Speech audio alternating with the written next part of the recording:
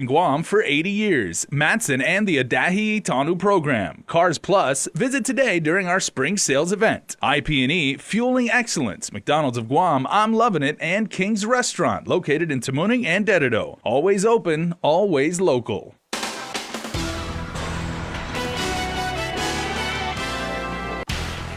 Coming up on Prime Time, his guilty verdict upheld. Bishop Anthony Apuron has been stripped of his title and banned from Guam. Sabrina Salas-Matanani has that story. Plus, GovGuam agencies and the Attorney General have reacted to now Public Law 32 legalizing adult cannabis use.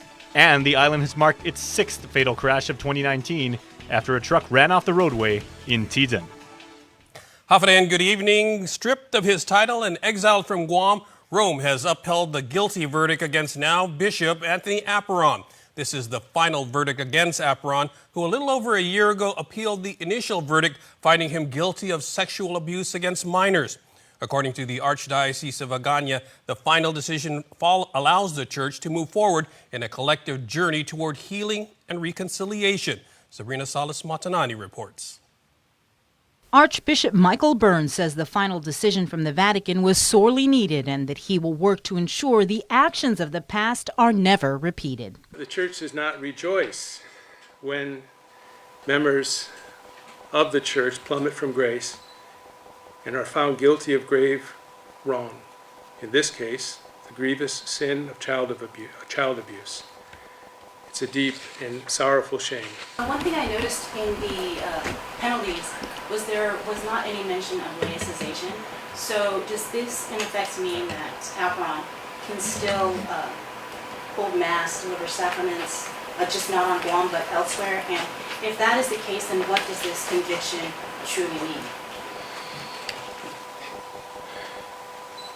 It means he can never come back to Guam, which is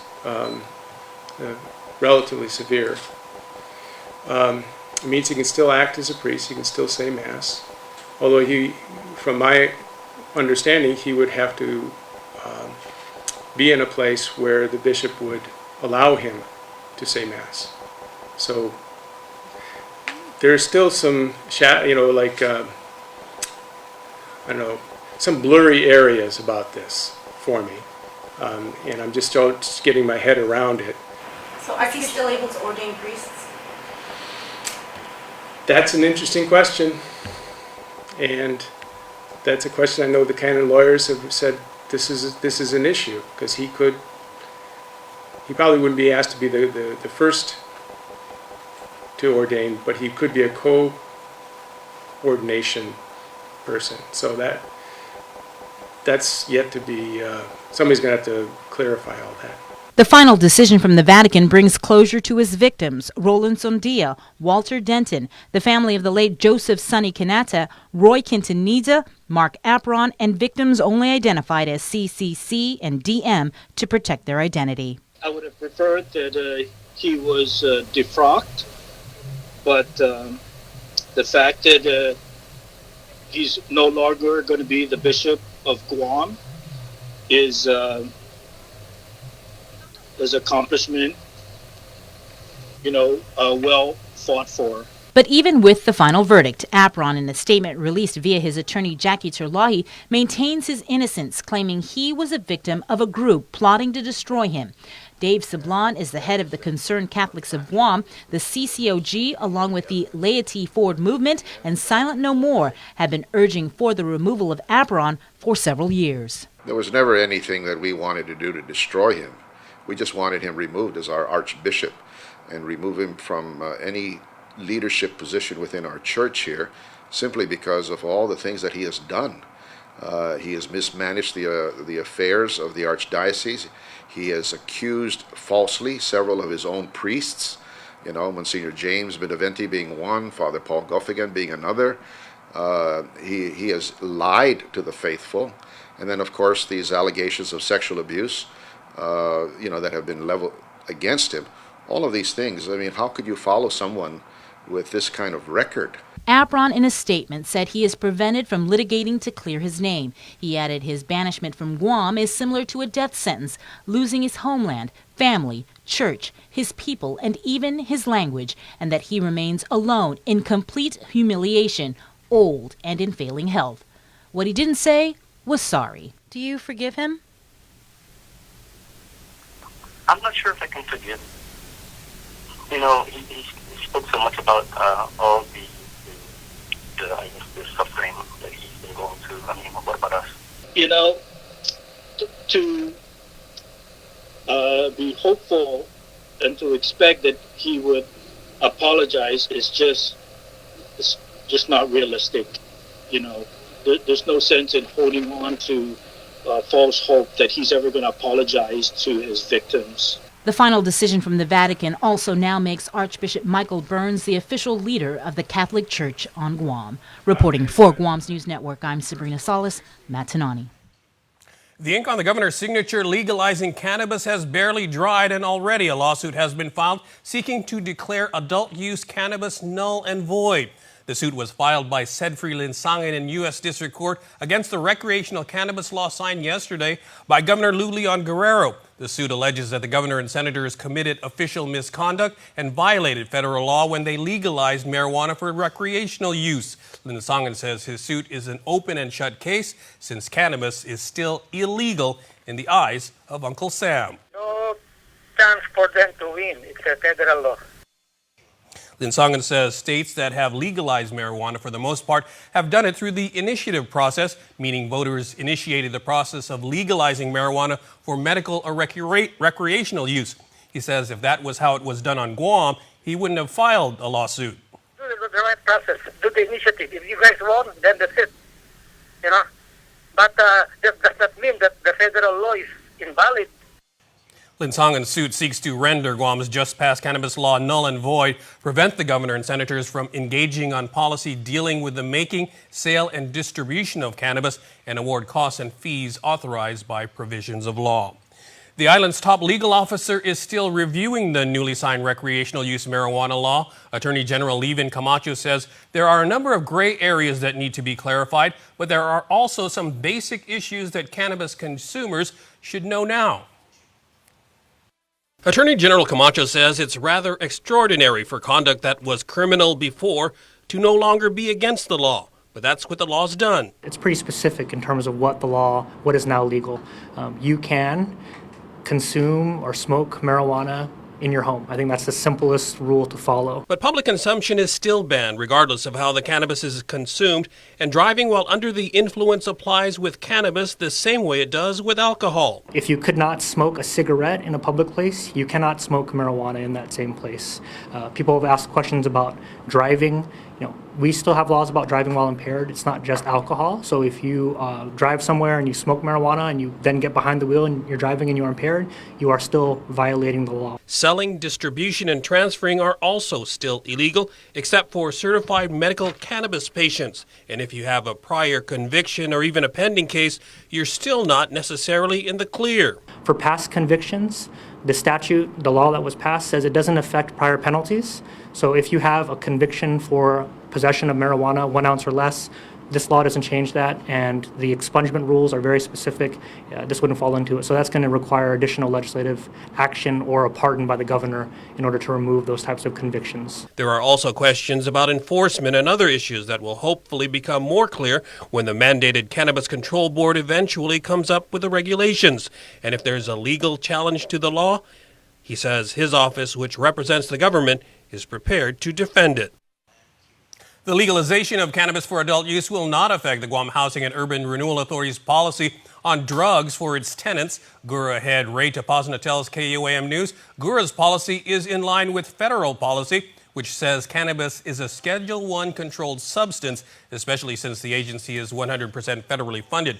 So for those GURA tenants living in federally assisted GURA properties, and you're not able to possess it or sell it or cultivate it. If you're caught with it and it leads to the point where you may be terminated from the program, there's still an appeals process, so it's not an automatic termination.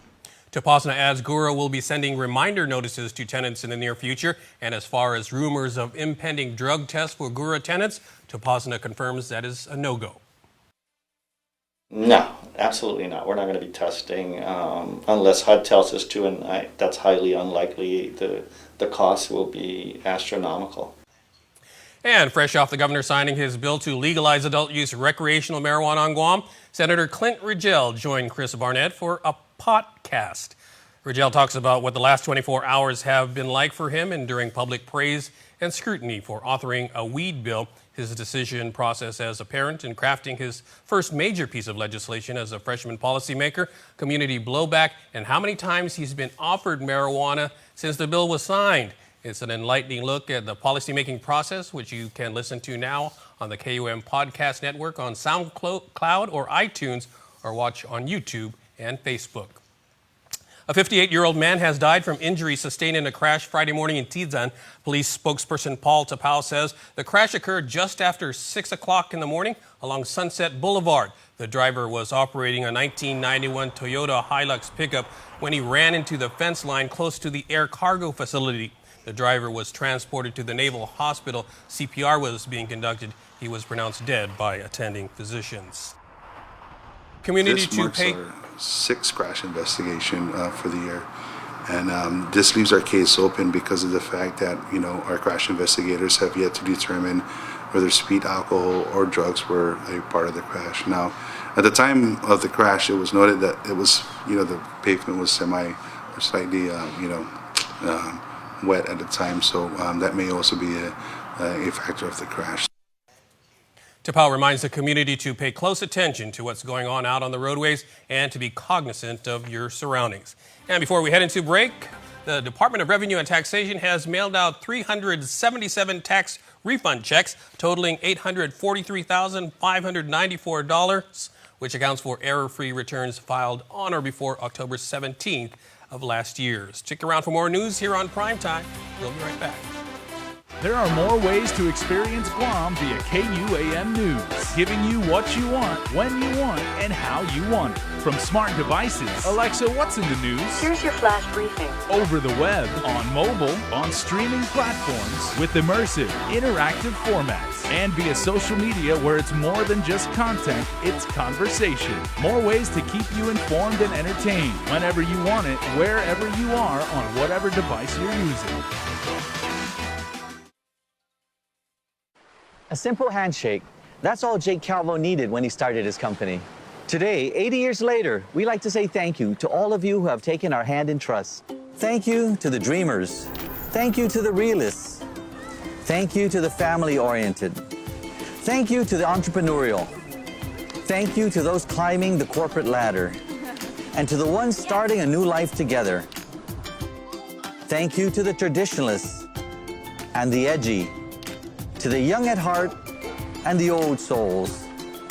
Thank you to the daring, to the protective, to the practical. Thank you to the hopeful. To all of you from all of us, our deepest, happiest, and infinite thanks. 80 years here for you. 80 years thanks to you. Calvo's Insurance, a legacy of trust. It's Micronesia Mall's 30th anniversary, and to celebrate, we are giving away a new Kia Soul LX, a Mazda 3i Sport, the popular Honda Civic LX, and 30 Manila Flyaways during our 30th anniversary Drive-Away Flyaway. Win 3 great cars from Triple J Auto Group, 30 Flyaways from Philippine Airlines, plus thousands of prizes from Burger King and Foot Locker when you play Micronesia Mall's 30th anniversary Drive-Away Flyaway. Ruby Tuesday's Seafood Sensations menu is back. Choose from your favorite dishes made with succulent lobster tail, shrimp, or our newest sensations with crab legs. Try out appetizers like crab fondue or stuffed shrimp. Pick an entree like the lobster tail or crab leg dinner. Select the lobster carbonara or the deep sea pasta. It's all ready and waiting for you. Get hooked on Seafood Sensations for a limited time only at Ruby Tuesday Guam. Welcome back. The clock is ticking to build a new cell at the Luzon landfill, and it could mean an increase in your monthly trash fees. The current cells are expected to reach capacity by late 2021, but the Solid Waste Authority estimates it will need $25 to $30 million in financing to pay for it. GSWA submitted a financing plan for the new cell Friday, and the proposal will be discussed at a court hearing in District Court on Wednesday. Solid Waste Board Chairman Andrew Gale says the plan covers several different options, from conventional loans to GSWA revenue bonds to revenue bonds backed by the general fund. Gale says it's, quote, very possible they'd have to raise rates to pay for the borrowing, but he says they still have to conduct that rate study, which is required by law. Gale says any new rate plan would also have to be approved by the Public Utilities Commission. Guam EPA fined Andersen Air Force Base $2,500 for violating both the Safe Drinking Water Program and the Guam Pesticide Act. This after a January 3rd Guam EPA inspection of a 500,000-gallon drinking water tank at Northwest Field found the Air Force used a chemical classified as a pesticide to chlorinate water. GEPA slapped the Air Force with 2 notices of violation, one for using swimming pool chlorine tablets to chlorinate drinking water, which Guam EPA does not allow for use in purifying drinking water. The pool time chlorination tabs the Air Force used in their drinking water are an EPA-registered pesticide. The agency ordered the Air Force to cease and desist using the tablets in drinking water and levied a $1,700 fine to the base for violating Guam's Safe Drinking Water Act. GEPA also levied an additional $750 fine to the Air Force for violating the Guam Pesticide Act by using the pool tablets for an unintended use. The 500,000-gallon drinking water tank serves Andersen Air Force Base. The Air Force's tank operator told Guam EPA inspectors he wasn't sure how long the Air Force had been using swimming pool chlorine tablets to purify drinking water. Is the Department of Revenue and Taxation on the move? That depends on who you ask. Rev and tax employees telling KUAM News the motor carrier, weights and measures, insurance and banking, passport, vehicle registration, and the driver's license divisions will be moving to the Agana Shopping Center temporarily while repairs to the agency's Barrigada Heights location are being made. Legislative Appropriations Chair Senator Joe San Augustine says DRT head Daphne Shimizu has indicated to him the agency is staying put at this moment. In case they need to. But I've also heard that they were going to consider maybe the former Genghis Khan. San Augustine says long-term plans to find Rev and tax a home he's cooking up include possible lease-to-own project on Chamorro Land Trust property next to GWA and GPA's headquarters in Fadian. DRT has 2 years left on its lease at Barrigada Heights. Rent at the location is $1 million a year. Problems with the site's sprinkler and fire warning system prompted GFD to mandate Rev and tax workers to perform fire watches every 30 minutes to stay compliant with the fire code. San Augustine says the landlord is now providing fire watch personnel. He adds that Rev and tax should have done more to hold landlord accountable. Actually jeopardize the people of Guam and the employees. And it should never have happened. The senator says Rev and tax will not be giving any additional funding in the event they have to move while repairs are made. He says the landlord should foot the bill for any moves. You require them to move out, then you need to pay for wherever they move to. Good news for the island. In a meeting with Governor Leon Guerrero, DOI Assistant Secretary of the Office of Insular and International Affairs, Doug Domenech, announced the awarding of a little over $6.3 million in FY 2019 capital improvement projects for Guam. The money will go toward infrastructure and maintenance projects for the Department of Public Health and Social Services, the Department of Youth Affairs, and the Insular Assessment of Buildings and Classrooms Initiative. Talk, Test, Treat. That's the theme of April's STD Awareness Month. Across the nation, there have been sharp increases in 3 common sexually transmitted diseases. According to Public Health, Guam is ranked 5th in the nation for chlamydia with more than 1,000 cases in 2017. Guam also saw 202 cases of gonorrhea and 21 cases of syphilis. Anyone sexually active can get an STD, and some groups are more vulnerable to infection, including those ages 15 to 24.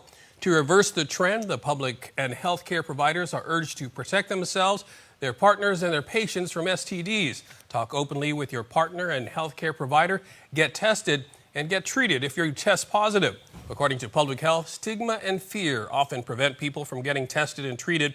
And while all STDs are preventable, most are curable. For more information, call 734-2437. Libraries equal strong communities. That's the theme of this year's National Library Week, which will be celebrated from April 7th to the 13th. Governor Leon Guerrero signed the proclamation as public library system employees looked on. She says growing up, she did a lot of her school research at the Hagåtña Library.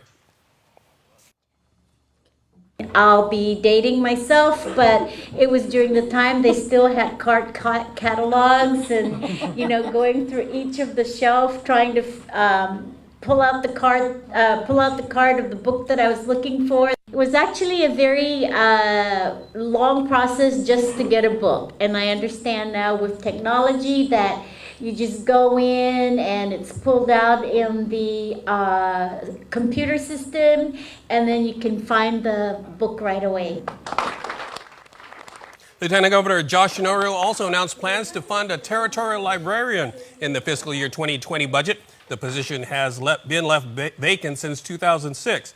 Finally, the library announced there will be a special amnesty period that will run from next week through the end of April. So here's your chance to turn in any overdue library books, and you won't have to pay the late fees. We're going to take a short break. We'll be back right after this.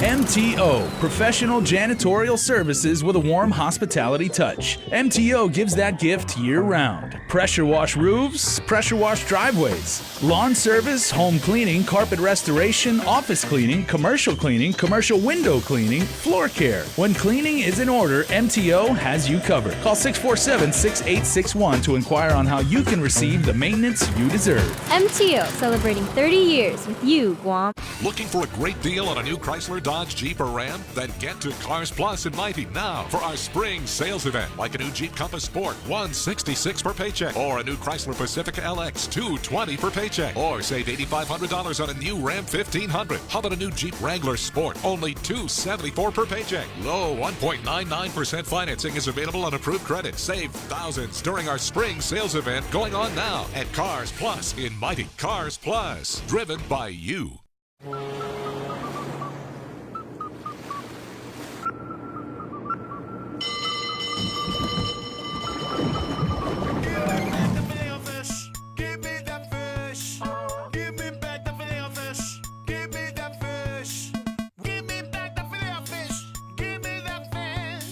Try a double Filet-O-Fish sandwich for double the flavor, just in time for Lent. For limited time, served after 10:30 a.m.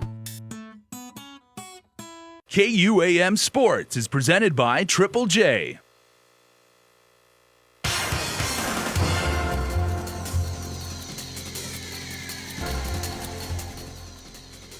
We're here at Rancho Dedito for our Athlete of the Week. Today we have Budweiser Guahan Varsity Football League player Jesse Pumpy Manglonia. On behalf of Rancho, who will you be presenting this check to? I will be donating this check to Make-A-Wish Foundation. Big game against the Eagles in this year's championship game, a team that has won the last 2 years in a row. Well, our mindset was to play hard defense, offense, work as a team. Also, we lost these past 2 years, and we wanted to redeem ourselves because we've been former champions for the years prior to that for a few years already. So to lose 2 years in a row and to those 2 seasons to go undefeated all season and then to have a first loss in championship game was a real big downer for us. So coming into this game, we wanted to work as a team, get an early rhythm into the game, which we actually did. Our defense held it down. Our offense picked it up. We may not have scored right away, but we did place the Eagles in a bad field position. 2 touchdowns that game, one on the receiving end of a Danny Manabusin pass, and then another off a punt return that happened just a few minutes left in the game. Yeah, so on that touchdown pass, we're about maybe like a few yards out of the touchdown. We're in the red zone. And I noticed the corner and the safety, they were playing a little soft on me, and I noticed that I was a little bit faster than them. So I just told Danny, hey, Danny, give me the ball up the middle. I'm going to do a slant. I'm going to be open, and we're going to score. And that's exactly what Danny did. Punt return, we had a few minutes left in the game. We had them in our own red zone. It was a short punt. We had good blockers up front, Ryan Rios, Ryan Bigler. So with those two in front of me, I knew I was going to get a good return. So I received it, had one had one Eagles defender on me, duked him to the left, and it was just open field from there. You were selected as this year's MVP. Yes, this will be my first MVP within the adult league. Very excited, very happy. You know, everyone worked hard. I probably wouldn't have gotten, actually, I wouldn't have got MVP if it wasn't for the defense and also my linemen. The linemen don't get a lot of appreciation, but definitely got to appreciate the linemen for getting me where I need to be in the touchdown, all the yards, and the MVP. Getting the MVP, it was one of the things I really wanted this year. You know, I also wanted to be a team player, but at the same time, being in a championship, sometimes, you know, you got to have the ball in your hand if you want to make things happen for your team. All right, congratulations. Stay tuned to our next Direct Zone Athlete of the Week. KUAM Sports Athlete of the Week is brought to you by... Make sure to go to UnitedGuamMarathon.com to register and take advantage of early discount prices. Deadline to register online is April 9th before midnight. Residents are encouraged to register early as some races have been known to sell out. Runners can register in person at the Hoffa Expo on Friday, April 12th or Saturday, April 13th. Please note the registration fees will increase after April 9th. The Hoffa Expo is scheduled for Friday, April 12th from 11 to 6 p.m. or Saturday, April 13th from 9 to 5 p.m. at the Pacific Islands Club Pacific Pavilion. Participants should bring a valid photo ID and a copy of their registration confirmation. Race bibs, chips, and T-shirts will be distributed at the race packet pickup. Participants must pick up their packets at the Hoffa Expo. There is no race day packet pickup.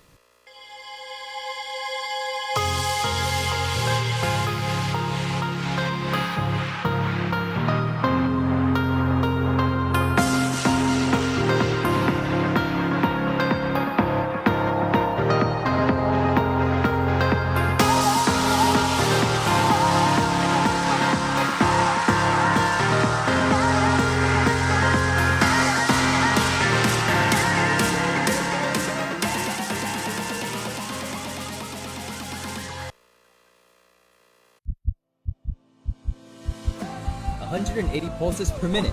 That's the rate of your heartbeat when you were born. And as you grow up, you'll get to meet your awesome crew from over 164,000 people on this island. Together, you'll explore some of Guam's 210 square mile land, where you'll get to enjoy hundreds of things to do, from climbing the highest mountain and more, to exploring the deepest trench and more. But that won't be enough for you, so you'll travel more than 1,000 miles to experience 1,000 more things, in more places where you'll meet more faces, until you meet that one person with whom you'll be doing 1,000,000 more things with, until you bring another heart that would beat 180 pulses per minute, and we'll be there, giving you more data for more of those experiences.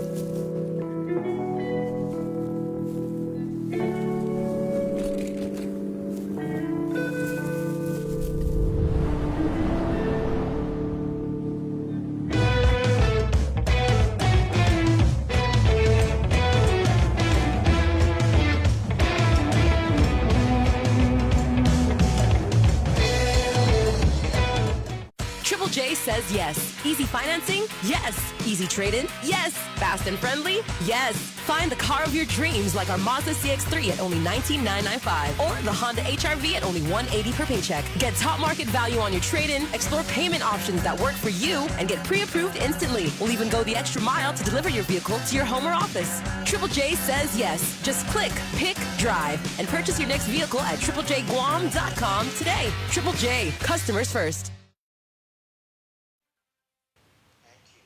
And before we close out the news tonight, our latest round of birthday shout-outs from the Cold Stone Creamery Birthday Club. It is Friday, so it's time to do some birthdays here on the show. Caleb Mendiola, happy 19th birthday to you. This comes from your entire family. And only 2, so that means the second birthday celebrant is Brianna Lynn Baza, who blew out the candles today. Hope everyone had a fantastic